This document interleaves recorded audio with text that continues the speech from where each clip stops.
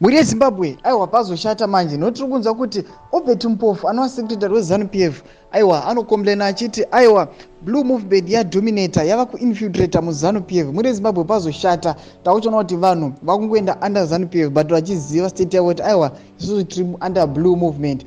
Muri Zimbabwe ukaona secretary general weZanu PF uchitaura kuti pashata sadabina mashoko ataura nokurudzira vosubscribe wolike wotira on the bell icon tombochiona maupdates anokupa panobazi news live.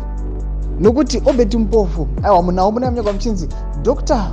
Mpofu delved into the political dimension, lamenting the perceived infiltration of ZANU PF's leadership by individuals formerly associated with opposition MDC. The infiltration, according to him, has led to a situation where opposition members, now misquandering as councillors, have begun exerting influence previously unheard of in an area traditionally dominated by ZANU PF. This encroachment, as suggested, is symptomatic of broader issue of betrayal and ideological dilution within the party's own ranks. Sazvikunzi aiwa pane maparty ranks emuZANU PF avari kuona kuti aiwa akapiwa makancelors ari muZANU PF but vari kuona kuti aiwa vanhu avava vanenge vari under blue movement. Muri Zimbabwe ndonawo zviri kubuda tiona kuti Obert Mpofu ari kukomplaina chimboya mupotudza munoti kudii pamusoro penyaya iyi zvinzi aiwa blue movement yainfiltrata muZANU PF. Pinda mucomment section medu mumbotudza musoro penyaya iyi aiwa pashata musangana kusubscribe kulike notina on the bell icon.